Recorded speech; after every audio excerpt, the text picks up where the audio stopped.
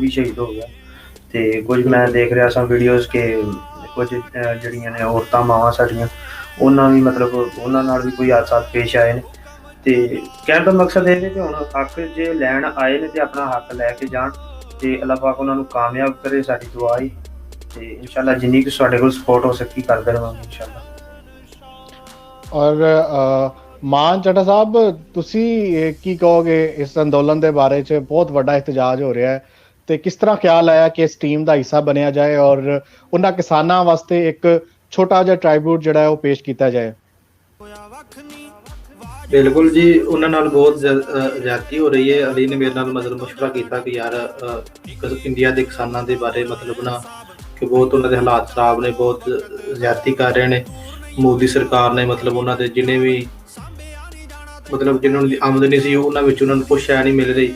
ਤੇ ਮੈਨੂੰ ਲੱਗਾ ਅਸੀਂ ਉਹਦੇ ਜਿੰਨਾ ਸੌਂਗ ਲਿਖੀ ਹੈ, ਮੈਂ ਕਿਹਾ ਯਾਰ ਬੜੀ ਅੱਛੀ ਗੱਲ ਹੈ। ਫਿਰ ਅਸੀਂ ਰਲ ਕੇ ਅਸੀਂ ਇਹ ਕਿਹਾ ਕਿ ਮਤਲਬ ਵੈਸੇ ਤੇ ਚਲੋ ਅਸੀਂ ਉਹਨਾਂ ਕੋਲ ਜਾ ਕੇ ਉਹਨਾਂ ਦੀ ਮਦਦ ਨਹੀਂ ਕਰ ਸਕਦੇ, ਸਾਨੂੰ ਚਾਹੀਦਾ ਵੇ ਕਿ ਅਸੀਂ ਬੋਲ ਕੇ ਆਪਣੀ ਆਵਾਜ਼ ਦੇ ਥਰੂ, ਸਾਡੇ ਕੋਲ ਅੱਲਾਹ ਪਾਕ ਨੇ ਕਲਮ ਸਾਨੂੰ ਦਿੱਤੀ ਹੈ ਲਿਖਣ ਵਾਸਤੇ, ਆਵਾਜ਼ ਮੈਂ ਕਿਹਾ ਤੇਰੇ ਕੋਲ ਅੱਲਾਹ ਪਾਕ ਨੇ ਵੈਸੇ ਤੈਨੂੰ ਦਿੱਤੀ ਬੋਲਣ ਵਾਸਤੇ, ਤੇ ਅਸੀਂ ਲਿਖ ਕੇ ਤੇ ਬੋਲ ਕੇ ਤੇ ਉਹਨਾਂ ਦੇ ਹੱਕ 'ਚ ਆਵਾਜ਼ ਉਠਾਈਏ।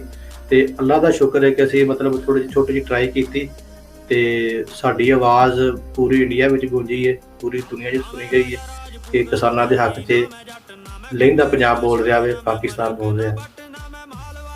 ਇਹ ਵੀ ਚੱਠਾ ਉਮੀਦ ਸੀ ਕਿ ਇਹ ਗਾਣਾ ਇੰਨਾ ਵਾਇਰਲ ਹੋ ਜਾਏਗਾ ਔਰ ਇੰਨਾ ਜ਼ਿਆਦਾ ਪਿਆਰ ਮਿਲੇਗਾ ਪੂਰਾ ਦੋਨਾਂ ਪੰਜਾਬਾਂ ਦੀ ਤਰਫੋਂ, ਬਲਕਿ ਪੂਰੀ ਦੁਨੀਆ 'ਚ ਵਸਣ ਵਾਲੇ ਪੰਜਾਬਾਂ ਦੀ ਤਰਫੋਂ, ਪੰਜਾਬੀਆਂ ਦੀ ਤਰਫੋਂ ਇੰਨਾ ਪਿਆਰ ਮਿਲਣ ਦੀ ਉਮੀਦ ਸੀ?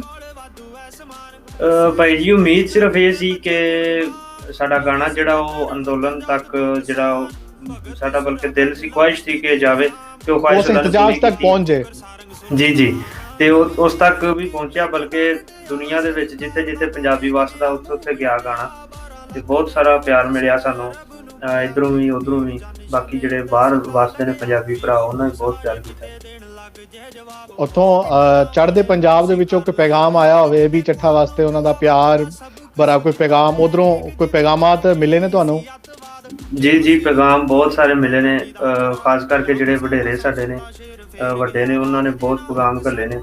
ਉਹਨਾਂ ਨੇ ਕਿਹਾ ਕਿ ਪੁੱਤਰੋ ਤੁਸੀਂ ਕੰਮ ਬੜਾ ਵਧੀਆ ਕੀਤਾ, ਸਾਡੇ ਪੰਜਾਬ ਨੂੰ ਇੱਕ ਵਾਰੀ ਫਿਰ ਤੁਸੀਂ ਜੋੜਿਆ, ਤੇ ਇਹਨੂੰ ਹੁਣ ਜਿਹੜੇ ਤੁਸੀਂ ਜੋੜ ਰਹੇ ਹੋ ਇਹਨੂੰ ਹੁਣ ਕਾਇਮ ਰੱਖਿਓ, ਇਹਨੂੰ ਜੋੜਦੇ ਰਹੋ ਪੰਜਾਬ ਨੂੰ ਜਿੱਤ ਤੱਕ ਹੋ ਸਕੇ। ਤੇ ਇਨਸ਼ਾਅੱਲਾ ਸਾਡੀ ਵੀ ਕੋਸ਼ਿਸ਼ ਇਹੀ ਕਿ ਅਸੀਂ ਉਹਨਾਂ ਦੀਆਂ ਉਮੀਦਾਂ ਤੇ ਜਿਹੜਾ ਨਾ ਪੂਰਾ ਕਰੀਏ। ਔਰ ਯਕੀਨਨ ਤੁਸੀਂ ਆਪ ਵੀ ਕਿਸਾਨਾਂ ਦੇ ਬੇਟੇ ਹੋ, ਤੇ ਕਿਸ ਤਰ੍ਹਾਂ ਕਿਸਾਨੀ ਪਾਕਿਸਤਾਨ ਦੇ ਵਿੱਚ ਹੋਵੇ ਜਾਂ ਇੰਡੀਆ ਦੇ ਵਿੱਚ ਕਿਧਰੇ ਵੀ ਕਿਸਾਨੀ ਹੋਵੇ, ਤੇ ਕੀ ਤੁਹਾਨੂੰ ਲੱਗਦਾ ਹੈ ਕਿ ਜਿਹੜੇ ਇਸਲਾਹਾਤ ਮੋਦੀ ਸਰਕਾਰ ਨੇ ਲਾਈਆਂ ਨੇ ਉਹ ਜ਼ਬਰਦਸਤੀ ਜਿਹੜਾ ਹੈ ਨਾ ਨਾਫਿਜ਼ ਕੀਤੀਆਂ ਨੇ, ਇਹਨਾਂ ਦੇ ਬਾਰੇ 'ਚ ਕੀ ਖਿਆਲ ਹੈ ਤੁਹਾਡਾ? ਜੀ ਦੇਖੋ, ਪਹਿਲੀ ਗੱਲ ਤੇ ਇਹ ਵੀ ਕਿ ਕਿਸਾਨ ਜਿਹੜਾ ਵੀ ਉਹ ਆਪਣੇ ਮੁਲਕ ਨੂੰ, ਦੁਨੀਆ ਨੂੰ ਜਿਹੜਾ ਉਹ ਇੰਨਾ ਰਿਜ਼ਕ ਪੈਦਾ ਕਰਕੇ ਦਿੰਦਾ ਹੈ, ਅੱਲਾਹ ਪਾਕ ਦੇਣ ਵਾਲਾ। ਲੇਕਿਨ ਇਹ ਵੀ ਕਿ ਕਿਸਾਨ ਨੂੰ ਅੱਲਾਹ ਪਾਕ ਨੇ ਜ਼ਰੀਆ ਬਣਾਇਆ, ਕਿਸਾਨ ਦੀ ਮਿਹਨਤ ਵਿੱਚ ਸ਼ਾਮਿਲ ਹੁੰਦੀ ਹੈ ਜੀ। ਤੇ ਜੇ ਉਸ ਜ਼ਰੀਏ ਨੂੰ ਹੀ ਤੁਸੀਂ ਜਿਹੜਾ ਉਹ ਦਬਾਉਣਾ ਸ਼ੁਰੂ ਕਰ ਦਿਓਗੇ ਤੇ ਫਿਰ ਜ਼ਾਰੀ ਗੱਲ ਹੈ ਤੁਸੀਂ ਵੀ ਭੁੱਖਿਆਂ ਮਰਨਾ।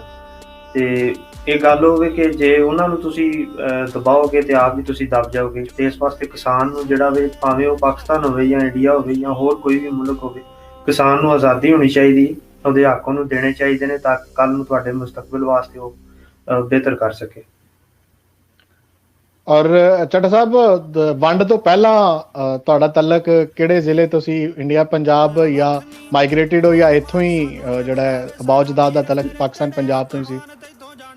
ਨਹੀਂ, ਇਹ ਅਸੀਂ ਬੇਸਿਕਲੀ ਇੱਥੋਂ ਦੇ ਹੀ ਹਾਂ। ਗੁਜਰਾਂ ਵਾਲੇ ਸਾਡਾ ਪਿੰਡ ਸੀ ਪੁਰਾਣਾ, ਟਪਈ ਹਸਨ ਵਾਲੀ, ਹੁਣ ਵੀ ਹੈ ਵੇ, ਮੇਰੇ ਨਾਨਕੇ ਨੇ ਉੱਥੇ, ਤੇ ਆਉਣ ਜਾਣ ਲੱਗਾ ਰਹਿੰਦਾ ਉਸ ਪਿੰਡ।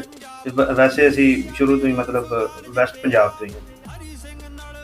ਔਰ ਆਖਰੀ ਪੈਗਾਮ ਤੁਹਾਡੇ ਦੋਨਾਂ ਇਸ ਟੀਮ ਵੱਲੋਂ ਮੈਂ ਚਾਹਾਂਗਾ ਕਿ ਸਾਡੇ ਜਿਹੜੇ ਨਾਜ਼ਰੀਨ ਨੇ, ਜਿਹੜੇ ਇੰਡੀਅਨ ਪੰਜਾਬ ਦੇ ਸਾਡੇ ਨਾਜ਼ਰੀਨ ਨੇ, ਬਹੁਤ ਸਾਰੇ ਸਾਡੇ ਵੇਖਣ ਵਾਲੇ ਲੋਕ ਜਿਹੜੇ ਨੇ ਇਸ ਟਾਈਮ ਸਾਨੂੰ ਵੇਖ ਰਹੇ ਨੇ, ਉਹਨਾਂ ਨੌਜਵਾਨਾਂ ਵਾਸਤੇ ਜਿਹੜੇ ਇਸ ਟਾਈਮ ਇhtਜਾਜ ਦੇ ਵਿੱਚ ਮੌਜੂਦ ਨੇ, ਔਰ ਇੰਡੀਅਨ ਪੰਜਾਬੀ ਨੌਜਵਾਨਾਂ ਵਾਸਤੇ ਕੀ ਪੈਗਾਮ ਦੇਣਾ ਚਾਹੋਗੇ?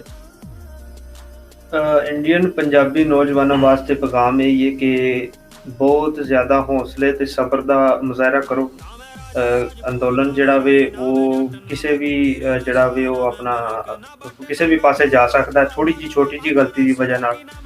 ਤੇ ਆਪਣੀ ਕੋਸ਼ਿਸ਼ ਕਰੋ ਕਿ ਸਬਰ ਤੇ ਇਸਤਕਾਮਤ ਨਾਲ ਜਿਹੜਾ ਇਹਦੇ ਨਾਲ ਤੁਸੀਂ ਚੱਲੋ, ਤੇ ਇਨਸ਼ਾਅੱਲਾ ਬਾਕੀ ਇਹ ਵੇ ਕਿ ਡਟੇ ਰਹੋ, ਆਪਣੇ ਹੱਕ ਲੈ ਕੇ ਉੱਠੋ, ਆਪਣੇ ਵਡੇਰਿਆਂ ਦਾ ਖਿਆਲ ਰੱਖੋ, ਆਪਣੀਆਂ ਮਾਵਾਂ ਦਾ ਉੱਥੇ ਖਿਆਲ ਰੱਖੋ, ਤੇ ਆਪਣੇ ਤੋਂ ਛੋਟਿਆਂ ਦਾ ਵੀ ਉੱਥੇ ਖਿਆਲ ਰੱਖੋ।